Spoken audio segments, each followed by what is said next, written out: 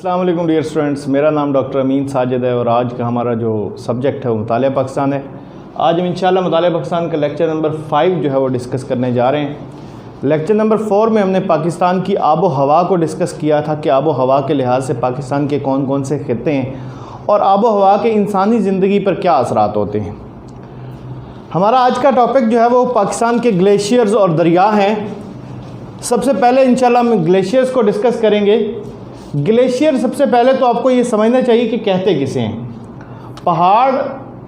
पहाड़ी इलाके में पहाड़ की जो ढलवान है, यहाँ पे जब बर्फ़ जमती रहती है तो ये जो जमी हुई बर्फ़ होती है ये स्लाइड करना शुरू कर देती है, फिसलना शुरू कर देती है।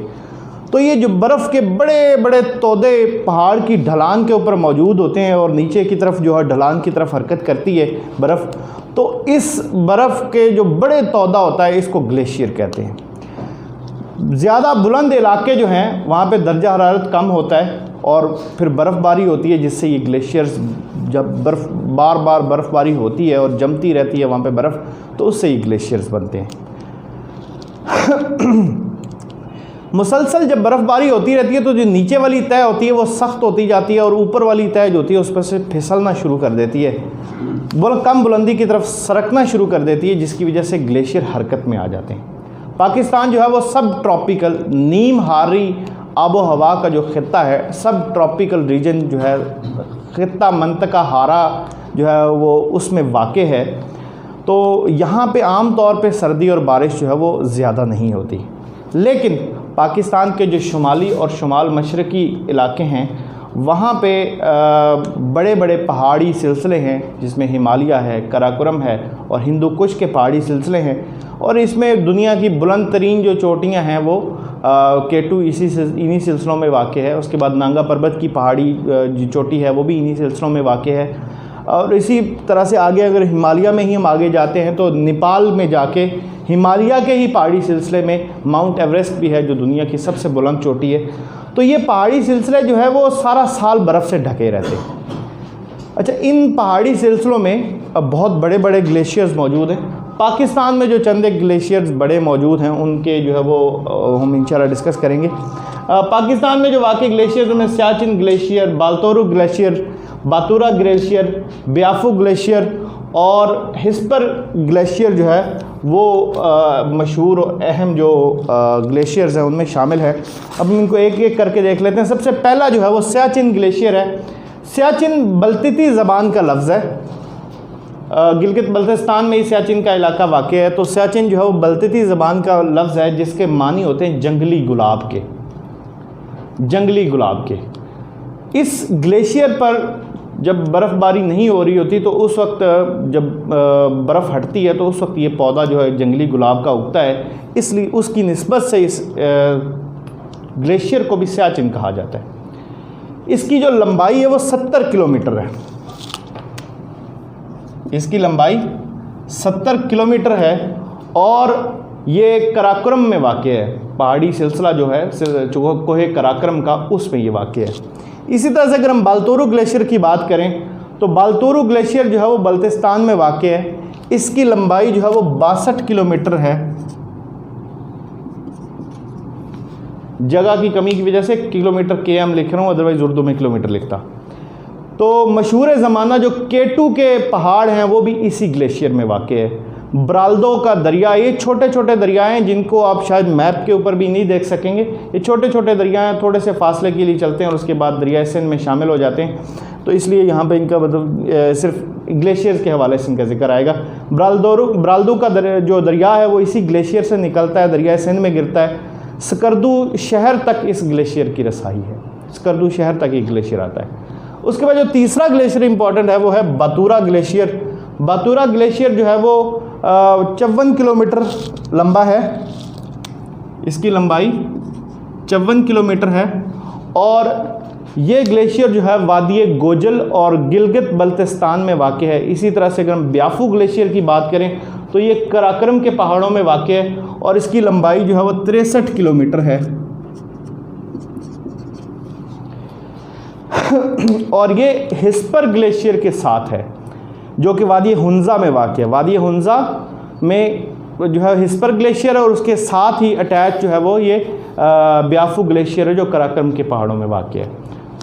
हिस्पर की ग्लेशियर की अगर हम बात करें तो हिस्पर ग्लेशियर जो है ये 49 किलोमीटर लंबा है और ये वादी हुंजा के जो है वो इलाके में है, गिलगित बल्तिस्तान के शुमाली इलाके में वाक़ है। दरिया हिस्पर जो है वो इसी ग्लेशियर से निकलता है और वो भी दरिया सिंध में ही शामिल होता है। हमारा जो अगला टॉपिक है वो कि इन ग्लेशियर्स की अहमियत क्या है। अजीज़ तलबा, ग्लेशियर जो है वो पूरी दुनिया में, पाकिस्तान में भी और पूरी दुनिया में भी ताज़ा पानी जो है, फ्रेश वाटर जिसे कहते हैं, उसका एक बहुत बड़ा सोर्स है। ये सारा साल जो है वो पानी प्रोवाइड करते हैं, पानी मुहैया करते हैं अपने तमाम जो करीबी इलाके होते हैं उनको, कि ये बर्फ़ गर्मियों में ख़ास तौर पे पिघलती है तो वो नदी नालों और दरियाओं की सूरत में जहाँ तक समंदर तक जाते हुए रास्ते में जो भी इलाके आते हैं उनको ताज़ा पानी मुहैया करती है।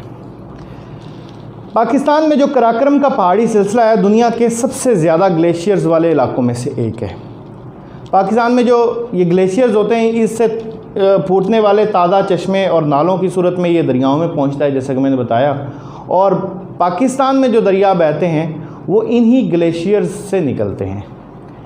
इसके अलावा ग्लेशियर्स के टूटने फूटने से, ग्लेशियर्स के ऊपर नीचे होने से झीलें वजूद में आती हैं और वो झीलें भी जो है वो ताज़ा पानी की झीलें होती हैं और उनकी भी उन इलाकों के हवाले से बहुत ज़्यादा अहमियत होती है, पानी के ज़ख़ीरे के तौर पे काम करते हैं। अगर मैं कराकरम के इलाके में या गिलगित बल्तिस्तान के इलाकों की बात करूं तो यहाँ पे बनने वाली झील सैफुल मुलूक, शंदूर की झील, सतपारा की जो झील है, ये अहम हैसियत की हामिल हैं। और ये झीलें ना सिर्फ उन इलाकों की खूबसूरती में इजाफ़ा करके सयाहत को वहाँ पे लाने का बायस बनती हैं, बल्कि यहाँ पे आबी हयात और मछलियाँ वगैरह जो है उनको पालने के लिए और उनसे जो है वो फ़ायदा उठाने के लिए भी इनकी अहमियत मुसल्लम है। तो ये उसमें भी मामनत करती हैं। अगर अब हमारा जो अगला टॉपिक है वो पाकिस्तान के दरिया।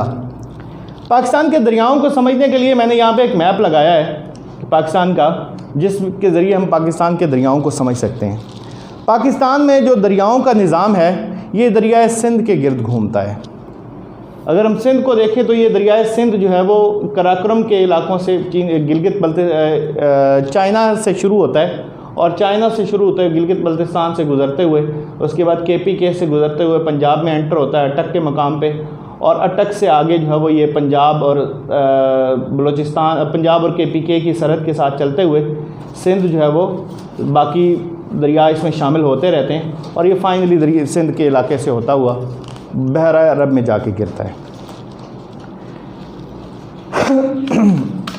अब इस दरिया के अंदर अगर आप इस नक्शे को गौर से देखें तो बहुत सारे छोटे छोटे ट्रिब्यूटरीज़ हैं इस दरिया सिंध की, मुआवन दरिया हैं जो कि कहीं ना कहीं से शुरू होते हैं और ला के अपना पानी जो है वो दरिया सिंध के अंदर शामिल कर देते हैं। ये जो ट्रिब्यूटरीज़ हैं ये दो तरह की हैं।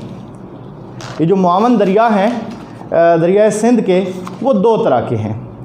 अब ये मुआवन दरिया एक तो वो हैं जो मशरक़ की तरफ से बहते हुए दरिया सिंध में शामिल होते हैं, दूसरे वो हैं जो मगरिब की तरफ से बहते हुए दरिया सिंध के अंदर शामिल होते हैं। और ये सारे के सारे दरिया सिंध के मुआवन दरिया कहलाते हैं। इनको मशरक़ी मुआवन दरियाओं और मगरबी मुआवन दरियाओं में तकसीम करते हैं।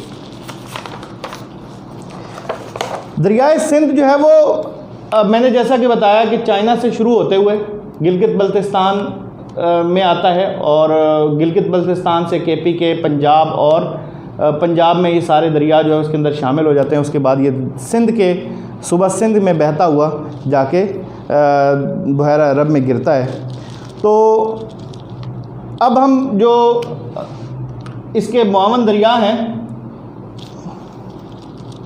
उनको डिटेल से जो है हम इंशाल्लाह अपने नेक्स्ट लेक्चर में डिस्कस करेंगे कि इसके जो ये मशरक़ी और मगरबी मुआवन दरिया हैं वो कौन कौन से हैं। उसके अलावा नहरों का जो टॉपिक है वो भी उसमें आएगा और पाकिस्तान के जो पानी का निज़ाम है, फ़राहमी का निज़ाम, उसको हम तफसील से इंशाल्लाह अपने नेक्स्ट लेक्चर में डिस्कस करेंगे। अस्सलाम वालेकुम।